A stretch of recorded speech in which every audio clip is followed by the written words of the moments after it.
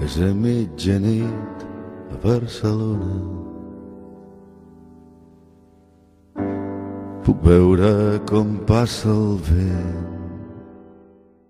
Creiem que és un estudi important perquè és el primer estudi que fa el Programa de Nacions Unides pel Desenvolupament, el PNUD, a Amèrica Llatina sobre aquesta temàtica.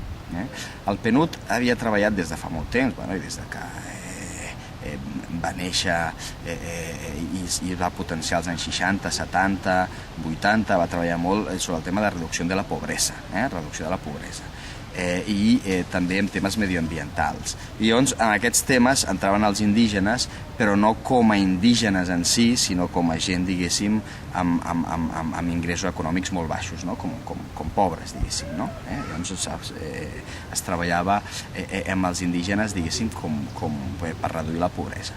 I els últims anys s'ha començat a treballar amb els indígenes des d'una vertent més diferenciada i ara, l'any passat, aquest any, s'ha treballat molt el tema polític. El tema polític no s'havia treballat molt, s'havia treballat més un tema d'infraestructures, temes de construcció d'escoles, etc., un tema més de reducció de la pobresa, però per tothom, i el tema diferenciat i a més el tema polític no s'havia tractat pràcticament, no s'havia tractat. I el PNUD des de fa uns 4 o 5 anys està tractant amb aquests temes i finalment ha tret un estudi sobre participació política i electoral indígena a Amèrica Llatina amb el tema indígena. Jo crec que és una oportunitat per parlar d'aquest tema i el que vulgueu. Hi ha conclusions contundents? Allò dels indígenes no participen a la política? A veure... Sempre s'havia dit que no participen gaire, no? Sí, a veure, conclusions de l'estudi. Aquest estudi que es va presentar a nivell mundial a Nova York el passat maig en el context del Fòrum Permanent per les Qüestions Indígenes. Principals conclusions, a veure, s'ha avançat bastant en els últims anys, però evidentment queda molt per fer. Per què s'ha avançat bastant? S'ha avançat bastant per la pròpia organització indígena, del moviment indígena, que va tenir una eclosió mediàtica amb aquestes marxes i aquest moviment que va ser 500 anys de resistència indígena, negra i popular, l'any 92, com el contra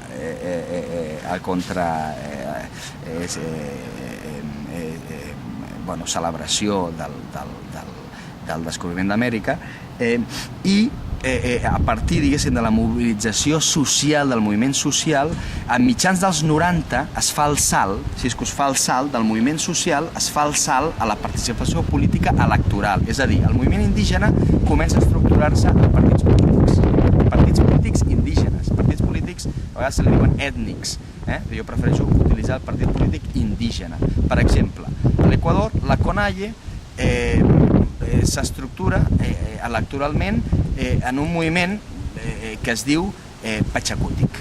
A Bolívia després apareixerà el MAS, el moviment hacia el socialisme. A Nicaragua, una mica abans, pel context de la guerra civil, etc., però va sorgir el Llátama, més per la costa caribenya. I últimament, per exemple, a Guatemala sorgeix el WINAC, amb Rigoberta Menchú al capdavant. Llavors és com el moviment social en un moment donat fa l'opció electoral política per fer avançar les seves causes a nivell més, diguéssim, institucional, de la democràcia, a nivell més de competició en un context de democràcia. Després d'uns anys, diguéssim, l'avaluació és una mica desigual, s'ha avançat bastant amb reconeixements d'estats interculturals i plurinacionals, però alguna de les banderes del moviment indígena i especialment les banderes més de redistribució econòmica, això és més difícil. O sigui, vull dir, falten bastant recorregut, no? Noves reformes agràries, redistribució de la riquesa, falta, o sigui, ha arribat el moviment indígena i els partits polítics han arribat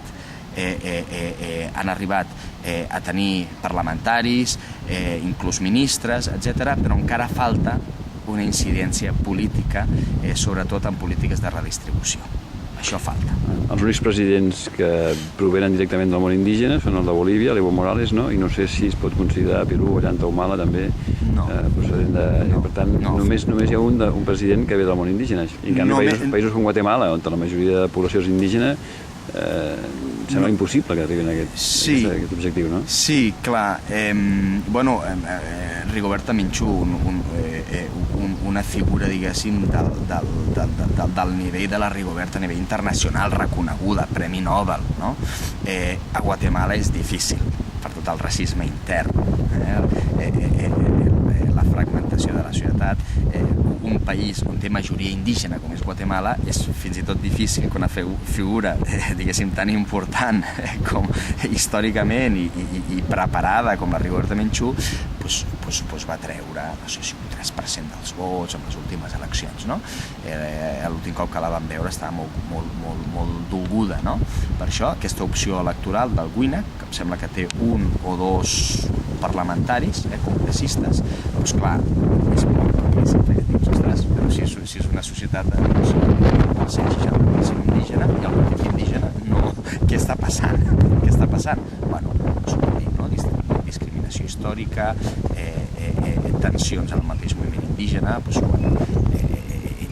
entre ells mateixos, debilitats internes, amenaces externes, i tot això fa que al final no acabi de quallar. Ara, han hagut casos exitosos. Pachacuti, que ha sigut un cas exitós, fins l'any 2003. El MAS mateix és, diguéssim, la màxima expressió. No és que sigui un partit indígena, també, si volem filar prim, no és un partit indígena, vull dir, perquè inclús l'Evo Morales, que es ve molt a nivell internacional com indígena, internament no el veuen tan així, perquè internament hi ha sobretot dos grans grups indígenes a Bolívia, que són els de terres baixes, la selva amazònica i el Gran Chaco, que es consideren més indígenes, i el de terres altes, que tenen dos lluites una mica diferents, més territorials, i més d'aquesta perspectiva territorial a les terres baixes i més d'una perspectiva econòmica en terres altes. I moltes vegades estan més associats a sindicats, els de terres altes, part dels aimares i quechues, i llavors l'Evo Morales és part d'aquests sindicats, però sindicats cocaleros, de colonització de terres baixes. O sigui, entre els mateixos indígenes hi ha indígenes, diguéssim, més sindicalistes i que la gent de terres baixes els veu com colonitzadors que venen dels Andes, no? Llavors, l'Evo Morales, dintre de Bolívia, no se'l veu tant com indígena, és un sindicalista. Des de fora a vegades sembla com si els indígenes o part dels col·lectius indígenes s'hagin desanimat o estiguin decebuts de dirigents en els quals havien confiat, no? En el cas d'Evo Morales o en el cas de Rafael Correa ens arriben notícies, no?, de col·lectius indígenes, o Perú no diguem també, no?, que els col·lectius indígenes tenien molta il·lusió amb un cert canvi que al final no ha sigut tan positiu com podia esperar, o bueno, no sé. La realitat és molt complexa i hi ha certes ambivalències. Per exemple, aquests nous països, aquests nous governs, com el d'Equador i el de Bolívia, que jo els diria neodesenvolupistes, vull dir, fent l'analogia del desenvolupisme cepalino dels anys 50, 60 i 70 d'Amèrica Llatina, que li dona molta importància a l'Estat, a l'economia, a l'Estat, fer grans obres. Ara, jo diria que és un neodesenvolupisme, però de caire extractivista.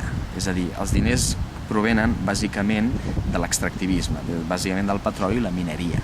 Llavors, en aquest context, diguéssim, amb uns preus de les matèries primes, necessitats de països com la Xina i tal, de continuar creixent i de tenir petroli amb uns preus alts, clar, és molt atraient, diguéssim, basar la teva economia en l'extractivisme. Però què passa? Doncs que usualment el petroli i la mineria estan en territoris on viuen indígenes, que en un passat se'ls havia, diguéssim, la colonització havia anat marginant els indígenes en aquestes últimes terres, però avui en dia fan falta, diguéssim, fa falta aquestes terres a nivell, diguéssim, de l'extractivisme per tenir tant petroli com minerals. Llavors, passen per sobre dels drets d'aquesta gent, que sobre és la gent més marginada i després no es fa el que s'hauria de fer, que és el dret a la consulta prèvia, lliure i informada. El gran tema a Amèrica Llatina ara, treballant amb indígenes, és el tema de la consulta prèvia, lliure i informada, que s'ha de fer sempre que es faci qualsevol projecte en territori indígena o es faci alguna llei que afecti els indígenes. Aquesta consulta prèvia, lliure i informada usualment no s'acaba fent. Cada més té un concepte, un valor, que és el consentiment previ, és a dir, que si els indígenes amb la consulta diuen no, se'ls ha de tenir en compte i potser no acaba fent una extracció petroliera, minera o una llei que els acabi afectant. Si diuen que no, o que s'ha de canviar, doncs s'hauria de tenir en compte aquesta gent. Allò que deies de la misèria, de la pobresa, que investigava el PNUD al començament i ara que ja s'ha dedicat més al tema dels indígenes. Polític, de governabilitat democràtica. Ha millorat la situació de les comunitats indígenes en aquests països que heu investigat amb els pas dels anys, amb aquests nous governs? A veure, la població indígena té la característica que la pobresa, a vegades, tot i que els índexs de pobresa milloren a nivell de la societat en general, no milloren amb aquests grups més marginalitzats. És a dir, són com compartiments estancs. Quan hi ha fortes crisis no els afecta tant, la crisi són compartiments estancs, són les seves pròpies economies, no? Llavors no els afecta tant, però quan hi ha moments de bonança econòmica, com la que està vivint avui a Amèrica Llatina des de fa pocs anys, tampoc surten beneficiats d'aquesta bonança econòmica. O sigui, són compartiments estancs i és molt difícil perquè s'han de fer, creiem, polítiques públiques adreçades específicament a aquests sectors de la població, que a vegades són minories i a vegades són majories, com a Bolívia, que poden arribar al 63%, com a Guatemala, que t'arriben quasi al 60%, com a Perú, 50 i pico, i Equador, minories, però grans minories, que et poden arribar, tot i que a l'últim cens són 7%, però realment poden arribar, jo crec, amb una estimació d'organitzacions internacionals al voltant del 20%. Una curiositat puntual, el tema de les lleis indígenes que s'apliquen a països com Bolívia i amb la pròpia justícia i que aleshores genera alguns conflictes com accions, no sé, represàlies contra persones que són mortes, diguéssim, no? Com justícia pública, no? Per sobre de la justícia, diguéssim, tradicional, clàssica i tal, no? Sí. Això com està portant-se? A veure, el tema de... Això és molt mediàtic, Personalment crec que a vegades s'utilitzen aquestes coses com dient mira que salvatges són, no? Nosaltres encara estem molt per sobre d'aquestes coses, no? I quasi encara els tenim que ensenyar a fer una bona justícia. Mira, això de prendre's la justícia per la seva mà, o a vegades que veus cartells de el ladrón cogido, ladrón quemado, aquestes coses, no? Molt dures, no? Que a vegades poden entendre en certs contextos. Passa en comunitats indígenes i en comunitats no indígenes, molt apartades, on no arriba l'Estat. Ara bé, no crec que sigui una tònica tan usual, diguéssim, nivells de violència molt elevades amb la justícia indígena. Hi ha a vegades rentar, o sigui, hacer lavado, que diuen de ortigues, no? De ortigues, que també té una vessant de purificació, no? Llavors, la vessant de justícia pròpia és una de les dimensions de l'autonomia indígena i és una de les dimensions alhora de lo que diem ciutadania intercultural, en base a les seves diferències culturals, en base al seu origen històric, diguéssim que estaven allà abans de que arribés la colonització europea, doncs tenen que tenir uns drets especials, i entre ells està el d'autonomia i el d'autonomia, diguéssim, de jurisdicció. Això és part de la ciutadania intercultural, que té elements, pot tenir elements negatius que poden ser millorats, segur, i s'hauran de millorar, però vull dir que tinguem clars que això forma part dels seus drets col·lectius, i forma part del que diem en aquest informe, forma part de la ciutadania intercultural. Ciutadania entesa com una llista de drets que tots tenim, la ciutadania, i l'exercici d'aquests drets. Ciutadania intercultural és una llista específica de drets col·lectius i l'exercici d'aquests drets. I passa per ja sigui des de a nivell de democràcia, de poder competir amb els seus propis partits polítics, com que tingui, a més, autonomia administrativa. Encara hi ha molt racisme en aquests països? Hi ha molt racisme. Els moviments socials indígenes i els partits polítics indígenes, jo crec que una de les coses positives, a part de defensar els seus propis drets, que han posat sobre la taula tota una sèrie de temàtiques que potser no s'havien tratat suficientment amb els partits tradicionals. Una d'elles és el tema del racisme i la discriminació. Una segona són el tema de transparència amb la funció pública. Han aportat nous mecanismes de transparència i participació de la població amb consells de la societat civil, i grans temes com el tema també, diguéssim, del buen vivir, que se li diu, del bon viure, que és noves concepcions de desenvolupament més sostenible, més amables amb la mare terra, amb la naturalesa. Llavors ha sigut molt positiu per renovar el sistema polític llatinoamericà i posar, diguéssim, en primera línia una sèrie de temes que no s'havien posat fins llavors. Com més indígenes hi ha, més racistes la societat? És més racista la societat de Guatemala o Bolívia que Equador? Com més racistes políticament organitzats. No crec que hi hagi més racisme, sinó que es fa més evident. O sigui, diguéssim, es fa més evident de dir, home, i ara aquesta gent, hi ha aquest discurs de que ara els racistes són els indígenes. Hi ha el discurs de que ara són ells, vull dir, donant la volta a la truita, no? Bueno, la política són relacions de poder, són reequilibris de poder, i amb aquests reequilibris poden sorgir el racisme, que crec que totes les societats té, que sorgeix de la por. Ja no tindré tant poder com tenia abans, el tindrà aquesta gent, aquesta altra gent amb una altra cultura, amb un altre color de pell, i sorgeix, de la por, sorgeix una mica el racisme, que realment havia estat latent. I per acabar, l'informe té conclusions? Té recomanacions també? Té conclusions, més aviat conclusions. És un informe, és entre informe i estudis de casos. Té 12, potser podríem començar per aquí, però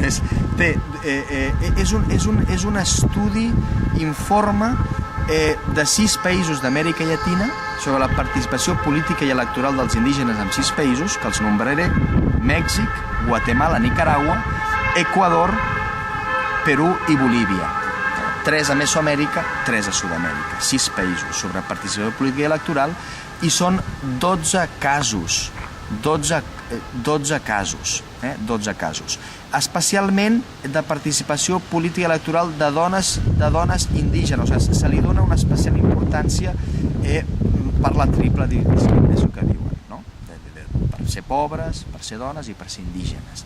I llavors s'ha volgut remarcar la importància de la participació política també de les dones indígenes dintre dels partits indígenes i dintre del moviment indígena. no? I com estan avançant molt. Com deia en un principi, s'ha avançat molt, però falta molt. Per exemple, a nivell dels parlaments, de les assemblees legislatives dels diferents països, està al voltant, amb excepcions com Bolívia, però està al voltant a vegades d'un 2-3% de diputats indígenes. O sigui que no s'equipara ni amb la població, que a vegades és de 50-20%, no. Vull dir, al final el diputat indígena acaba sent un 2-3% de tota la cambra legislativa.